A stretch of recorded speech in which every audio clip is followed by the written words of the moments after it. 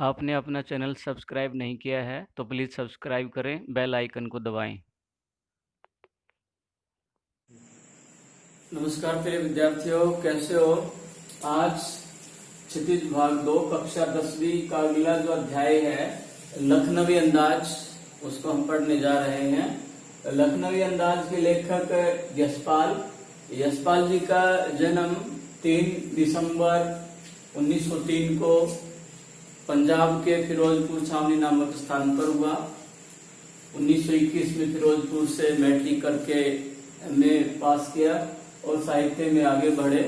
साहित्य के साथ साथ वो जितने भी स्वतंत्रता संग्राम का जो आंदोलन था उसमें उन्होंने एक्टिव होकर के भाग लिया, सक्रिय कार्यकर्ता के रूप में भाग लिया और ये अपने विचारों से सबसे ज्यादा लाला लाजपत राय से प्रभावित थे। 1922 के आंदोलन में भाग लिया। सांडस की हत्या में भी इन्होंने प्रत्यक्ष रूप से अपनी भूमिका निभाई और साथ में शहीद आजम भगत सिंह, सुखदेव, राजगुरु, उनसे भी इनके संपर्क रहे, उनके साथ भी यशपाल ने काम किया और इन्हीं स्वतंत्रता के कार्यों के कारण 14 वर्ष की जेल होती है और जेल के दौरान भी अनेक विदेशी भाषा जैसे फ्रेंच है, जर्मनी है आदि है, यशपाल जी सीखते हैं। तो एक साहित्यकार के साथ साथ एक महान स्वतंत्रता सेनानी के रूप में भी यशपाल है, उनको जाना जाता है और इस प्रकार से साहित्य की और माँ भारती की सेवा करते हुए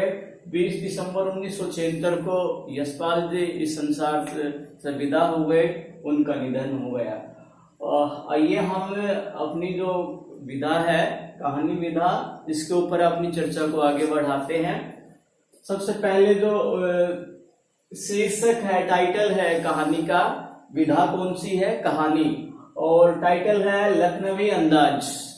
लखनवी अंदाज वो राजे रजवाड़ों का जो स्थान था, बड़े बड़े मुगलों का की जो एक सामंती प्रथा भारत में रही, जिस प्रकार से हम मुगलों का शासन है, बाबर, हुमायूं, अकबर, इनको हम पढ़ते हैं तो एक बड़ी फहरिस्त, एक बड़ी सूची बनती है जिन्होंने मुगलिया सल्तनत को भारत में जन्म दिया, एक सामंती प्रथा को जन्म दिया। सामंती प्रथा को ये दर्शाने वाला है लखनवी अंदाज। लखनवी है आज जो उत्तर प्रदेश में कि जो राजधानी है लखनवी, तो वहाँ राजे महाराजे जितने रहे हैं, बड़े बड़े मुगल बादशाह रहे हैं, उनके बड़े बड़े महल, बड़े बड़े मकबरे, आलीशान उनके जो दुर्ग हैं, किले हैं, वो देखे जा सकते हैं। तो लखनवी है उसी सल्तनत को दर्शाने वाला है, उसी सामंती प्रथा को दर्शाने वाला है। अंदाज मतलब शैली, तरीका, विधि। तो लखनवी अंदाज जो शीर्षक है, इसके मायने क्या हुए कि एक शाही अंदाज में जीने का तरीका, जिस प्रकार से राजे महाराजे या सामंत जो एक जीवन शैली व्यतीत करते थे, बड़े बड़ा उनके साथ लाव लश्कर होता था, सेना होती थी, सैनिक होते थे, घोड़े होते थे, एक बड़ी सेना होती थी, उनका एक आलीशान पूर्ण जीवन होता था, उसको दर्शाने वाला है। लेकिन ये आज इस कहानी से इसका संदर्भ क्या है? वो ठीक है, वो जमाना मुगलिया संतलत का था या एक उस परंपरा को दर्शाने वाला था, सामंती प्रथा को दर्शाने वाला था। लेकिन उस समय तो इस प्रकार से राजतंत्र में चलता था, लेकिन वही राजतंत्र अगर प्रजातंत्र में दिखाया जाए तो ये क्या होगा, ये वास्तविकता से मुंह मोड़ने वाली बात होगी। यहाँ लेखक ने उसी बात पर व्यंग्य किया है और हम सच्ची बात अगर हम करें तो वो जो उक्ति हम बराबर याद करते हैं कि राजा महाराजाओं जैसा ख्याल रखना, लेकिन वास्तव में कुछ नहीं होना, एक प्रकार की अकड़।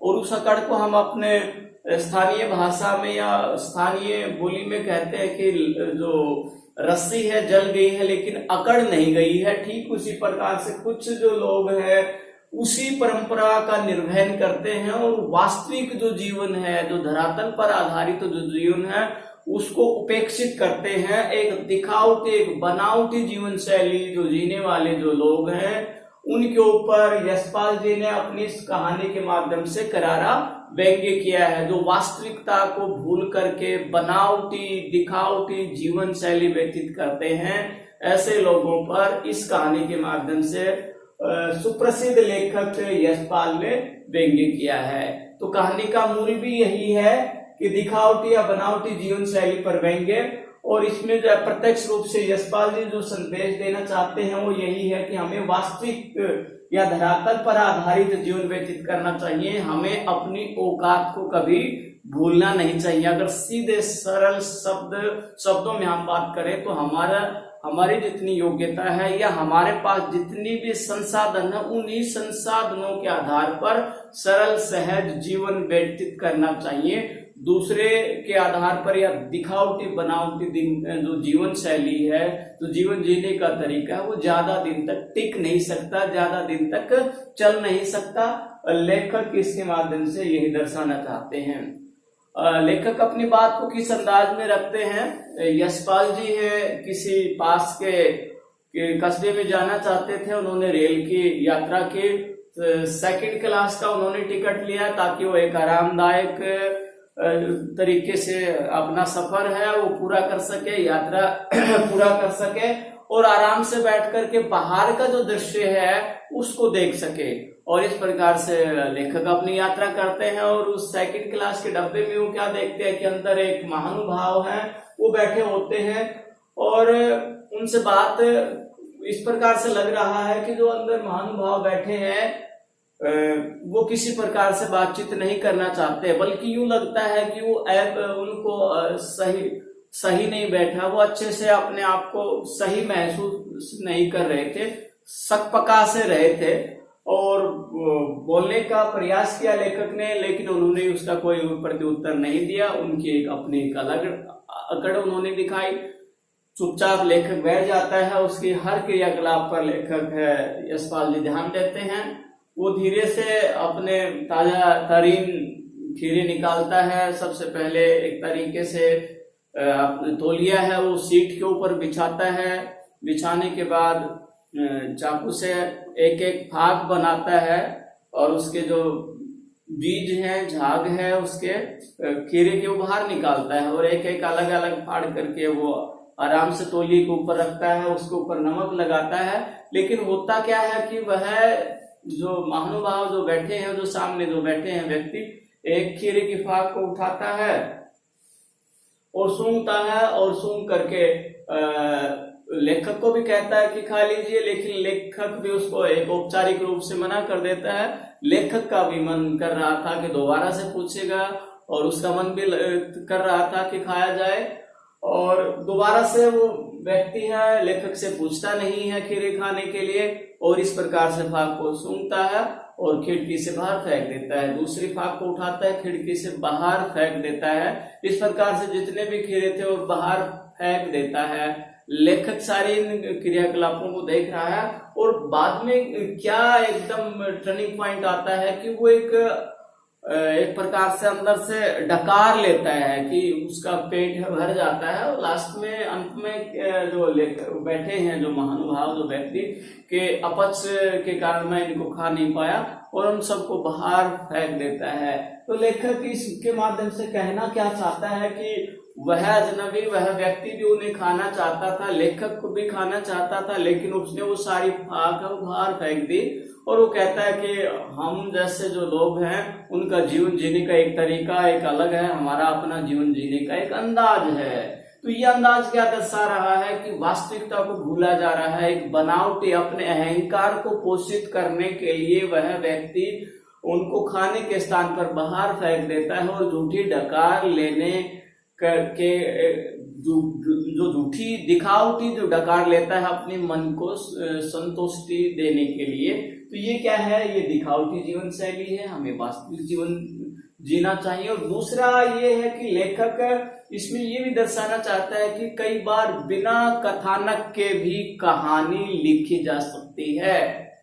तो यही इसमें वही हुआ कि लेखक आराम से बैठे हैं, सफर कर रहे हैं, उनके मन में कोई उवापो नहीं है, कोई कथानक नहीं है, कोई कहानी के लिए शीर्षक नहीं है, लेकिन अचानक देखते हैं कि बिना कोई कथानक के, बिना किसी कथा वस्तु के भी कहानी लिखी जा सकती है। और उसका उदाहरण ये व्यक्ति है, ये लखनवी अंदाज है कि उन्होंने बिना खाए भी डकार ले ली है, अपने भूख को संतोष करने का एक दिखावा किया है, तो ठीक उसी प्रकार से बिना कथानक के भी कहानी है वो रची जा सकती है। इसमें लेखक ये भी दर्शाना चाहता है, अप्रत्यक्ष रूप से जो लेखक है यशपाल जी हैं, सुप्रसिद्ध लेखक, वो यही दर्शाना चाहते हैं कि हमें दिखावटी बनावटी जो जीवन शैली है वो नहीं जीनी चाहिए। हकीकत में जो वास्तविकता पर आधारित है, जो हमारे औकात से या अपनी जो क्षमता है, सामर्थ्य के अनुसार जीवन जीना चाहिए। दिखावटी बनावटी जीवन शैली में हमें कभी विश्वास नहीं करना चाहिए, लेखक यही कहना चाहता है। तो ये कहानी आपको समझ में आई होगी, लेखक कहना क्या चाहता है वो आपको समझ में आया होगा। तो प्रिय विद्यार्थियों, आप भी इस कहानी से सबक ले, सीख ले कि हमें वास्तविक जो जीवन शैली है उसी को अपनाना चाहिए। किसी के कहने पर या किसी दूसरे को देख करके हमें अपने अभिभावकों से, माता पिता से और अधिक प्राप्त करने की डिमांड है या अपनी महत्वाकांक्षा नहीं रखनी चाहिए। लेखक इसके माध्यम से यही कहना चाहता है। तो आज के लिए इतना ही। जय हिंद, जय भारत।